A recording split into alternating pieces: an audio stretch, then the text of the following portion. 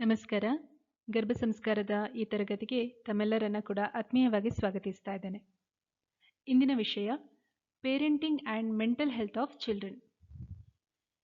ಪೋಷಕರು ಹೇಗಿರಬೇಕು, ಪೋಷಕರ ವರ್ತನೆಯಿಂದ, ಗುಣ ಸ್ವಭಾವಗಳಿಂದ ಮಕ್ಕಳು ಹೇಗೆ ಬದಲಾವಣೆಯನ್ನು ಹೊಂದ್ತಾರೆ ಅಂತ ಹೇಳುವಂಥದ್ದು ಇವತ್ತಿನ ತರಗತಿಯ ವಿಷಯ. ಇದರಲ್ಲಿ ಅನೇಕ ರೀತಿಯಾದಂತಹ ಉದಾಹರಣೆಗಳ ಮೂಲಕ ನಾವು ಭಿನ್ನ ಭಿನ್ನವಾಗಿರುವಂತಹ ಪೇರೆಂಟಿಂಗ್ ವೇಸನ್ನು ನೋಡಲಿಕ್ಕಿದ್ದೇವೆ. ಅದರಿಂದ ಏನು ಸಮಸ್ಯೆ ಆಗ್ತದೆ ಅಂತ ಹೇಳೋದನ್ನು ನೋಡಲಿಕ್ಕಿದ್ದೇವೆ. ಮತ್ತು ಇದರಿಂದ ಹೊರಗೆ ಬರೋದು ಹೇಗೆ, ಯಾವುದಾದ್ರೂ ನೀತ್ಯಾತ್ಮಕವಾಗಿ ಪೋಷಕರು ವರ್ತಿಸ್ತಾ ಇದ್ದರೆ, ಗೊತ್ತಿದ್ದೋ ಗೊತ್ತಿಲ್ಲದೆಯೋ ಅವರಿಂದ ತಪ್ಪುಗಳಾಗ್ತಾ ಇದ್ದರೆ ಅದರಿಂದ ಹೊರಬರೋದು ಹೇಗೆ, ಒಳ್ಳೆಯ ರೀತಿ ನಾವು ಮಕ್ಕಳನ್ನು ಪೋಷಿಸಬೇಕಾದ್ರೆ ನಾವೇನು ಮಾಡಬೇಕು, ಈ ಎಲ್ಲ ವಿಷಯಗಳ ಬಗ್ಗೆ ಇಂದಿನ ತರಗತಿ ಬೆಳಕು ಚೆಲ್ತದೆ.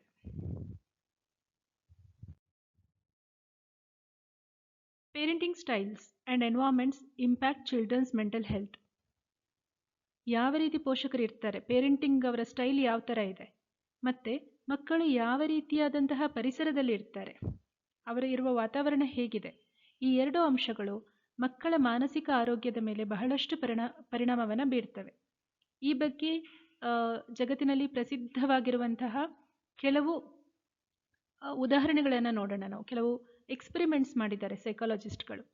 ಓಕೆ, ಈ ಮನಃಶಾಸ್ತ್ರಜ್ಞರು ಮಾಡಿರುವಂತಹ ಪ್ರಯೋಗಗಳನ್ನು, ಅದರ ಫಲಿತಾಂಶಗಳನ್ನು ನೋಡುತ್ತಾ ನಿಜವಾಗಿಯೂ ನಾವು ಮಕ್ಕಳನ್ನು ಹೇಗೆ ನಡೆಸ್ಕೊಳ್ತೇವೆ ಮತ್ತು ನಾವು ಯಾವ ರೀತಿಯ ವಾತಾವರಣವನ್ನು ಮಕ್ಕಳಿಗೆ ಕಲ್ಪಿಸ್ಕೊಡ್ತೇವೆ, ಅದು ಮಕ್ಕಳ ಮೇಲೆ ಹೇಗೆ ಪ್ರಭಾವ ಬೀರ್ತದೆ, ನಿಜವಾಗ್ಲೂ ಅದು ಪ್ರಭಾವ ಬೀರ್ತದಾ ಇಲ್ವಾ ಅಂತ ಹೇಳೋದನ್ನು ನಾವಿಲ್ಲಿ ನೋಡಲಿಕ್ಕಿದ್ದೇವೆ.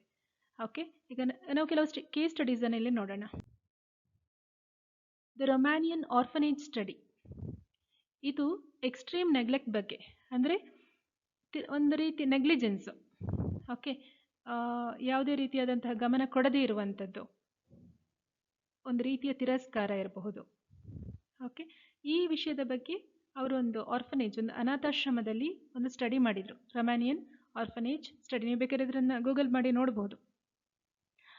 It's one of the most powerful real-world examples comes from the children raised in Romanian orphanages in the 1980s, 90s. 1980 ಮತ್ತು 90ರ ದಶಕದಲ್ಲಿ ಇದ್ದ ಮಕ್ಕಳು. ಓಕೆ, ಸೊ ಹಾಗಿರುವಾಗ ಅವರಿಗೆ ನಡು ವಯಸ್ಸನ್ನು ಆಲ್ಮೋಸ್ಟ್ ತಲುಪಿರ್ತಾರೆ. 30, 35, 40 ಈ ರೇಂಜಲ್ಲಿ ಇರ್ತಾರೆ ಅಲ್ವಾ, 40, 45 ಆ ರೇಂಜಲ್ಲಿ ಇರ್ತಾರೆ. ಸೊ ಅವರ ಇಂದಿನ ಭವಿಷ್ಯ ಏನಾಗಿದೆ, ಅವರು ಎಲ್ಲಿದ್ದರು ಮುಂಚೆ, ಆ ವಾತಾವರಣದ ಪರಿಣಾಮ ಅವರ ಮೇಲೆ ಆಯಿತಾ, ಇದರ ಬಗ್ಗೆ ಈ ಒಂದು ಅಧ್ಯಯನ ಬೆಳಕು ಚೆಲ್ತದೆ. Many children received little to no emotional interaction. ನೋಡಿ, ಮಕ್ಕಳನ್ನ ಈ ಥರ, ಮಕ್ಕಳು ಸಪ್ರೇಟ್ ಆಗಿರುವಂಥದ್ದು, ಅವರಿಗೆ ಪ್ರೀತಿ ಇಲ್ಲ, ಏನೂ ಇಲ್ಲ, ಕಾಳಜಿ ಇಲ್ಲ. ಒಂದು ಅನಾಥಾಶ್ರಮದಲ್ಲಿ ಒಂದು ರೀತಿಯ ಏನು ಹೇಳುವಂಥದ್ದು, ಹೊರೆಯ ಥರ ಮಕ್ಕಳನ್ನು ನೋಡ್ಕೊಳ್ಳುವಂಥದ್ದು. ಓಕೆ, ಇಮೋಷ್ನಲ್, ಮನುಷ್ಯನಿಗೆ ಬೇಕಾಗಿರುವಂತಹ ಒಂದು ಅಗತ್ಯವಾದ ವಿಷಯ ಏನಂತ ಹೇಳಿದರೆ ಭಾವನಾತ್ಮಕ ಭದ್ರತೆ. ಭಾವನೆಗಳಿಲ್ಲದಿದ್ದರೆ ಮನುಷ್ಯ ಬದುಕೋದೇ ಇಲ್ಲ. ಸರಿ, ಸೊ ಹಾಗಿರುವಾಗ ಮಕ್ಕಳಿಗೆ ಏನು ಬೇಕಾಗಿದೆ, ಒಂದು ಭಾವನಾತ್ಮಕವಾದಂತಹ ಒಂದು ಭದ್ರತೆ ಬೇಕು, ಪ್ರೀತಿ ಬೇಕು, ಕಾಳಜಿ ಬೇಕು. ಇದಿಲ್ಲದಾಗ ಏನಾಗ್ತದೆ ಅಂತ. ಈ ಅನಾಥಾಶ್ರಮದಲ್ಲಿ ಏನು ಮಾಡ್ತಾ ಇದ್ರು ಅಂತ ಹೇಳಿದರೆ, ಅಲ್ಲಿರುವ ಮಕ್ಕಳಿಗೆ ಕಾಳಜಿ ಅವರು ತೋರ್ತಾ ಇರಲಿಲ್ಲ, ಮಕ್ಕಳನ್ನು ತೀರಾ ನೆಗ್ಲೆಕ್ಟ್ ಮಾಡ್ತಾ ಇದ್ರು. Okay, minimal touch, conversation or bonding ಎಷ್ಟು ಕಡಿಮೆ ಅಷ್ಟು ಕಡಿಮೆ ಮಕ್ಕಳನ್ನು ಟಚ್ ಮಾಡಬೇಕು. ಆ್ಯಕ್ಚುಲಿ ಮಗುಗೆ ಸ್ಪರ್ಶ ಅಂತ ಹೇಳೋದು ತುಂಬ ಮುಖ್ಯ.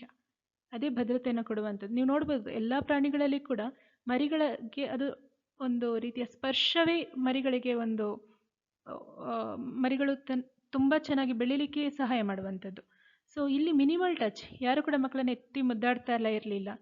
ಓಕೆ, ಮಾತಾಡ್ತಾನೋ ಜಾಸ್ತಿ ಇರಲಿಲ್ಲ. ಮಕ್ಕಳ ಜೊತೆ ಮಕ್ಕಳು ತುಂಬ ಮಾತಾಡಲಿಕ್ಕೆ ಇಷ್ಟಪಡ್ತಾರೆ, ಮಾತು ಕೇಳಲಿಕ್ಕೆ ಇಷ್ಟಪಡ್ತಾರೆ. ಯಾಕಂದರೆ ಅವರ ಲ್ಯಾಂಗ್ವೇಜ್ ಸ್ಕಿಲ್ಸ್ ಏನು, ಅವರದ್ದು ಭಾಷಾ ಜ್ಞಾನ ಏನಿದೆ ಅದು ಬೆಳೆಯೋದೇ ಮಾತಿನ ಮೂಲಕ. ಸೊ ಅವ್ರ ಹತ್ರ ಯಾರೂ ಮಾತಾಡ್ತಾನೂ ಇರಲಿಲ್ಲ ಜಾಸ್ತಿ. ಬಾಂಡಿಂಗ್ ಕೂಡ ಇರಲಿಲ್ಲ, ಆ ಪ್ರೀತಿಯಾದಂತಹ ಬಾಂಧವ್ಯ ಕೂಡ, ಪ್ರೀತಿಯ ಬಾಂಧವ್ಯ ಯಾವುದೂ ಇರಲಿಲ್ಲ. ಸ್ವಂತ ವಾತಾವರಣದಲ್ಲಿ ಮಕ್ಕಳು ಬೆಳೀತಾ ಇರ್ತಾರೆ. ಆ ಮಕ್ಕಳು ಮುಂದೆ ಏನಾದರೂ ಇಂಪ್ಯಾಕ್ಟ್ ಏನಾಯ್ತು ಅವರ ಮೇಲೆ, severe delays in emotional and cognitive development. ಭಾವನಾತ್ಮಕವಾಗಿ ಮತ್ತು ಕಾಗ್ನಿಷನ್ ಅವರ ಜ್ಞಾನದ ವಿಷಯಕ್ಕೆ ಬಂದರೆ, ಇಂಟೆಲೆಕ್ಟ್ ವಿಷಯಕ್ಕೆ ಬಂದರೆ ಬಹಳ ಬಹಳ ಬಹಳ ಹಿಂದೆ ಉಳಿದ್ರು ಅವರು. ಓಕೆ, ತುಂಬ. ಈಗ ಒಂದು ಮಗು 3 ವರ್ಷದಲ್ಲಿ ಕಲಿಯೋದು ಇನ್ನೂ ಅವರಿಗೆ 5-6 ವರ್ಷ ಆದರೂ ಕೂಡ ಕಲೀಲಿಕ್ಕೆ ಕಷ್ಟ ಆಗ್ತಾ ಇತ್ತು. ಯಾಕಂತ ಹೇಳಿದರೆ ಫಸ್ಟ್ ಬೇಸ್ ತುಂಬ ತುಂಬ ತುಂಬ ಮುಖ್ಯ. ಭಾವನಾತ್ಮಕವಾಗಿ ಏನನ್ನು ಕೊಡ್ತೇವೆ, ಮಗುವಿಗೆ ಭದ್ರತೆಯನ್ನು ಕೊಡುವಂಥದ್ದು, ಮಗುವಿಗೆ ತಾನು ಪ್ರೀತಿಸಲ್ಪಡುತ್ತಿದ್ದೇನೆ ಅಂತ ಹೇಳುವಂಥ ಭಾವವನ್ನು ತುಂಬುವುದು ತುಂಬ ಮುಖ್ಯ ಆಗುತ್ತೆ. ಸೊ ಅವರು ಇಮೋಷ್ನಲ್ ಇರ್ಬೋದು, ಕಾಗ್ನೇಟಿವ್ ಡೆವಲಪ್ಮೆಂಟ್ ತುಂಬ ಸ್ಲೋ ಆಯಿತು ಅವರದ್ದು. Higher rates of anxiety, depression and attachment disorders, ತುಂಬ ಒಂಥರ ಭಯ, ಆತಂಕ, ಡಿಪ್ರೆಷನ್ಗೆ ಬೇಗ ಹೋಗುವಂಥದ್ದು, ಮತ್ತು ಒಬ್ಬರ ಜೊತೆ ಹೊಂದ್ಕೊಳ್ಳಿಕ್ಕೆ ಕಷ್ಟ ಆಗುವಂಥದ್ದು. ಓಕೆ, ಇಂಥದ್ದೆಲ್ಲ ತುಂಬ ಸಮಸ್ಯೆ ಆಯಿತು. Difficulty farming relationships litre in life, ಅವರ ಮುಂದಿನ ಜೀವನದಲ್ಲಿ ಕೂಡ ಸಂಬಂಧಗಳನ್ನು ಸರಿಯಾದ ಸಂಬಂಧಗಳನ್ನು ಹೊಂದೋದು, ಚೆನ್ನಾಗಿ ಇಟ್ಕೊಳ್ಳೋದು, ಚೆನ್ನಾಗಿ ಮುಂದುವರಿಯೋದು, ಇದೆಲ್ಲವೂ ಕೂಡ ಅವರಿಗೆ ಅಲ್ಲಿ ಆ ಅನಾಥಾಲಯದಲ್ಲಿ ಬೆಳೆದ ಮಕ್ಕಳಿಗೆ ಕಷ್ಟ ಆಗ್ತಾ ಹೋಯಿತು. ಈ ಸ್ಟಡಿ ನಮ್ಗೆ ಏನು ಹೇಳುತ್ತೆ ಅಂತ ಹೇಳಿದರೆ, ಮಕ್ಕಳನ್ನು ಸಣ್ಣದಿರುವಾಗ ನೆಗ್ಲೆಕ್ಟ್ ಮಾಡಿದರೆ, ಅವರ ಭಾವನಾತ್ಮಕ ಅಗತ್ಯಗಳಿಗೆ ನಾವು ಸ್ಪಂದಿಸದಿದ್ದರೆ ಮುಂದೆ ಅವರು ಬಹಳಷ್ಟನ್ನು ಕಳ್ಕೊಳ್ತಾರೆ. ನೋಡಿ, ಈ ಥರ ಒಂದು ಬೆಡ್ ಮೇಲೆ ಮಕ್ಕಳು ಮಾತ್ರ, ಯಾರೂ ಇಲ್ಲ. ಆ ಮಕ್ಕಳಿಗೆ ನೋಡಿ ಒಂಥರ ಭಯ ಇದೆ, ಆತಂಕ ಇದೆ, ಭದ್ರತೆ ಇಲ್ಲ. So emotional neglect can be as harmful as physical deprivation. So ಮಕ್ಕಳನ್ನು ಒಬ್ಬರನ್ನೇ ಕೂಡಿ ಹಾಕಿದರೆ ಎಷ್ಟು ಅವರಿಗೆ ಭಯ ಆಗುತ್ತಾ, ನೋವಾಗುತ್ತಾ, ಬೇಜಾರಾಗುತ್ತಾ, ಭಾವನಾತ್ಮಕವಾಗಿ ನಾವು ಹತ್ತಿರ ಇದ್ದರೂ ಕೂಡ ಇಲ್ಲದ ಹಾಗೆ ಮಾಡಿದರೆ ಅದು ಅದರಷ್ಟೇ ನೋವನ್ನು ಕೊಡ್ತದೆ. ಹೆಚ್ಚಿನ ಸಲ ಏನು ಮಾಡ್ತಾರೆ ಪೋಷಕರು, ಫೋನಲ್ಲಿ ಬ್ಯುಸಿ ಇರ್ತಾರೆ, ಅಥವಾ ಟಿ ವಿ ನೋಡ್ತಾ ಇರ್ತಾರೆ, ಅಥವಾ ಆಫೀಸ್ ಕೆಲಸದಲ್ಲಿರ್ತಾರೆ, ಅಥವಾ ತಮ್ಮದೇ ಆದಂಥ ಸಮಸ್ಯೆಗಳಲ್ಲಿ ಇರ್ತಾರೆ. ಹಾಗಿರುವಾಗ ಮಕ್ಕಳಿಗೆ ಭಾವನಾತ್ಮಕವಾಗಿ ತಾವು ದೂರ ಇರಿಸಲ್ಪಟ್ಟಿದ್ದೇವೆ, ತಮ್ಮನ್ನು ತಿರಸ್ಕಾರ ಮಾಡ್ತಾ ಇದ್ದಾರೆ ಅಂತ ಹೇಳುವಂತಹ ಭಾವನೆ ಮೂಡ್ತದೆ. ಆ ನೆಗ್ಲಿಜೆನ್ಸ್ ಅಥವಾ ತಿರಸ್ಕಾರ ಅಂತ ಹೇಳುವಂಥದ್ದು ಮಗುವಿಗೆ ಬಹಳಷ್ಟು ಸಮಸ್ಯೆಗಳನ್ನು ಮುಂದೆ ತಂದೊಡ್ತದೆ. ಇಲ್ಲಿ ಇನ್ನೊಂದು ರೀತಿಯ ಎಕ್ಸ್ಪೆರಿಮೆಂಟ್ ಮಾಡಿದರು ಎಡ್ವರ್ಡ್ ಟ್ರೋನಿಕ್ ಅವರು, the still face experiment. Okay, ಇದರಲ್ಲಿ ಏನು ಮಾಡ್ತಾರೆ ಅಂತ ಹೇಳಿದರೆ, ಫಸ್ಟ್ ಮಗು ಜೊತೆ ಅದರ ತಾಯಿ ತುಂಬ ಚೆನ್ನಾಗಿ ನಗ್ತಾ ಖುಷಿಯಾಗಿ ಮಾತಾಡ್ತಾ ಇರೋದು, ಅಥವಾ ನಗ್ತಾ ಇರೋದು, ಮುಖದಲ್ಲಿ ಭಾವನೆಗಳನ್ನು ತುಂಬಿಕೊಂಡಿರೋದು. ಸ್ವಲ್ಪ ಸಮಯದ ಬಳಿಕ ಸ್ಟಿಲ್ ಫೇಸ್, ಮುಖದಲ್ಲಿ ಯಾವ ರೀತಿಯ ಭಾವನೆ ಕೂಡ ಇಲ್ಲ, ಒಂದು ರೀತಿಯ ನಿರ್ಭಾವುಕತೆ, ಫುಲ್ ಸೀರಿಯಸ್, ಈ ಥರ ಮುಖವನ್ನು ಮಾಡೋದು. ಆಗ ಏನಾಗುತ್ತೆ ಅಂತ, ತೀರಾ ಸಣ್ಣ ಮಕ್ಕಳು, ತೀರಾ ಸಣ್ಣ ಕಂದ ಮಗಳು, ಈ ಫೋಟೋದಲ್ಲಿರೋದು ಸ್ವಲ್ಪ ದೊಡ್ಡ ಮಗು ಇದೆ, ಬಟ್ ತೀರಾ ಸಣ್ಣ ಕಂದ ಮಗಳು, 1.5 ವರ್ಷ 2 ವರ್ಷದ ಮಕ್ಕಳು ಕೂಡ, ಈವನ್ ಸಣ್ಣ ಮಕ್ಕಳು ಕೂಡ, 1 ವರ್ಷ ತುಂಬದಿರೋ ಮಕ್ಕಳು ಕೂಡ. Okay, first mother interacts normally with her baby. So ಫಸ್ಟಿಗೆ ತುಂಬ ಖುಷಿಯಾಗಿ ಆಟಾಡ್ತಾ ಇರ್ತಾಳೆ. Then suddenly becomes expressionless and unresponsive. ಸಡನ್ನಾಗಿ ಸೀರಿಯಸ್ ಆಗ್ತಾಳೆ, ಯಾವುದೇ ರೀತಿಯ ಭಾವನೆ ಇಲ್ಲ. ಮಗು ಏನೋ ಕರೀತದೆ, ಮಗು ಏನೋ ಮತ್ತೆ ತಾಯಿಯನ್ನು ಮತ್ತೆ ಅದೇ ಆಟಕ್ಕೆ ಕರ್ಕೊಂಡು ಹೋಗಲಿಕ್ಕೆ ಟ್ರೈ ಮಾಡ್ತದೆ. ತೀರಾ ಸಣ್ಣ ಮಕ್ಕಳು, 8 ತಿಂಗಳು 9 ತಿಂಗಳು ಮಕ್ಕಳು ಕೂಡ. ಓಕೆ, ತಾಯಿ ಏನೂ ರೆಸ್ಪಾಂಡ್ ಮಾಡೋದಿಲ್ಲ. ಓಕೆ, ಈ ಎಕ್ಸ್ಪೆರಿಮೆಂಟ್ ಮಾಡ್ತಾರೆ. ಆಗ ಮಗುವಿನ ರಿಯಾಕ್ಷನ್ ಹೇಗಿರ್ತದೆ, the baby becomes distressed, confused and anxious within seconds. ಕೆಲವೇ ಸೆಕೆಂಡುಗಳಲ್ಲಿ, ಒಂದು 5-6 ಸೆಕೆಂಡ್ಗಳಲ್ಲಿ ಮಗು ಒಂಥರ ಭಯಕ್ಕೆ ಒಳಪಡ್ತದೆ. ಮಗು ಅಲ್ಲಿ ತನಕ ನಗ್ತಾ ಇರೋದು, ಅಮ್ಮ ಸೀರಿಯಸ್ ಆದ ಕೂಡ ಮಗು ಕೂಡ ಸೀರಿಯಸ್ ಆಗ್ತದೆ. ಮಗು ಒಂಥರ ಏನು, ಅಮ್ಮ ಮುಂಚಿನ ಥರ ಆಗಲಿ ಅಂತ ಮಾತಾಡಿಸ್ಲಿಕ್ಕೆ ಪ್ರಯತ್ನ ಮಾಡ್ತದೆ. ಅಮ್ಮ ಫುಲ್ ಸೀರಿಯಸ್ ಆಗಿರುವಾಗ ಮಗುವಿನ ನಗು ಮಾಯ ಆಗ್ತದೆ.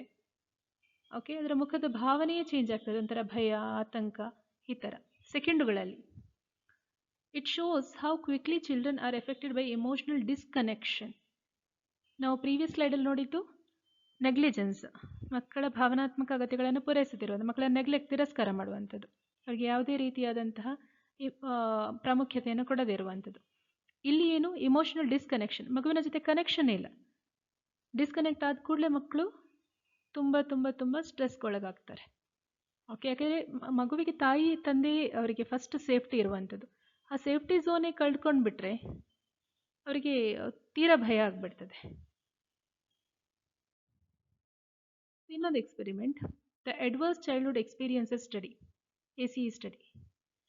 ಇದನ್ನು the center for disease control and prevention and Kaiser Permanente ಅಂತ ಹೇಳುವಂಥ ಇನ್ಸ್ಟಿಟ್ಯೂಷನ್ ಅವರು ಮಾಡ್ತಾರೆ.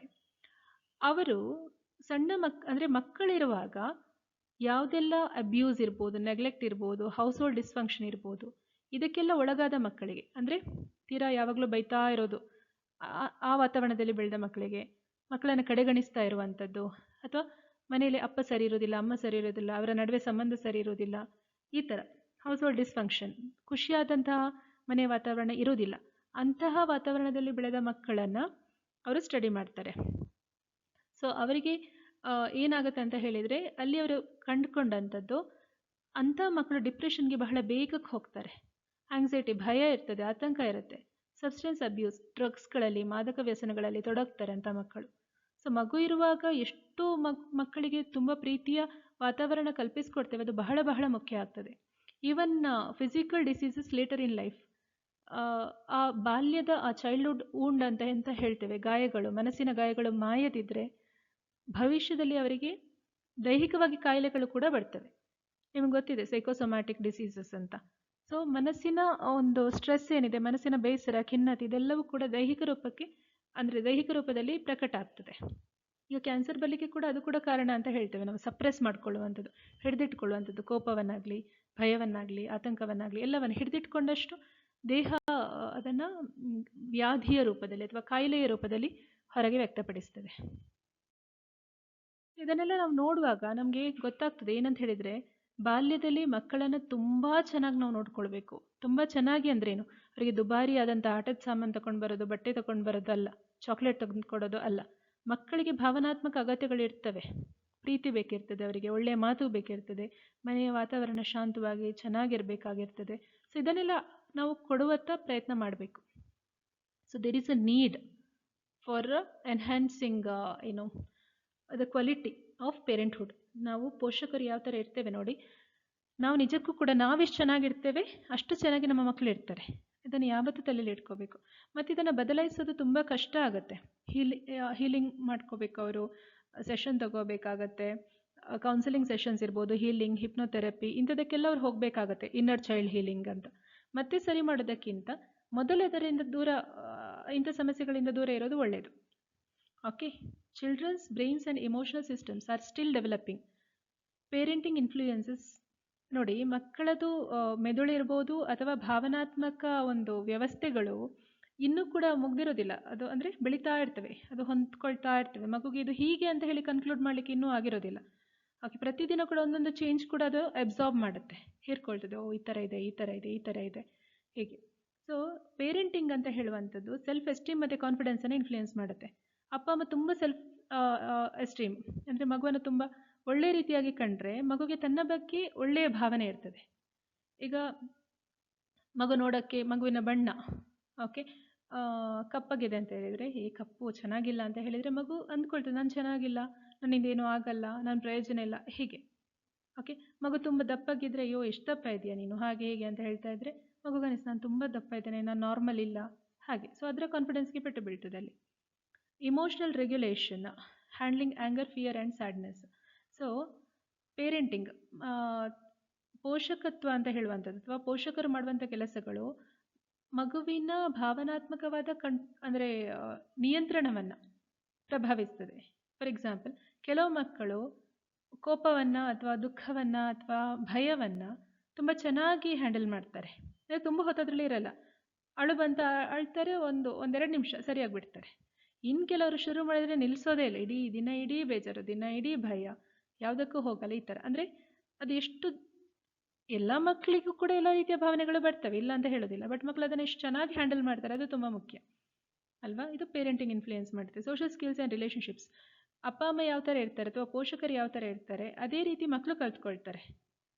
ಓಕೆ, ಸಮಾಜದಲ್ಲಿ ಒಳ್ಳೆ ರೀತಿ ಎಲ್ಲರ ಜೊತೆ ಬೆರೀತಾ ಇದ್ದರೆ ಅಪ್ಪ ಅಮ್ಮ, ಮಕ್ಕಳು ಕೂಡ ಅದನ್ನೇ ಕಲಿತಾರೆ. ರಿಲೇಷನ್ಶಿಪ್, ಒಳ್ಳೆ ರಿಲೇಷನ್ಶಿಪ್ಪನ್ನು ಇಟ್ಕೊಳ್ಳೋದೆಲ್ಲ.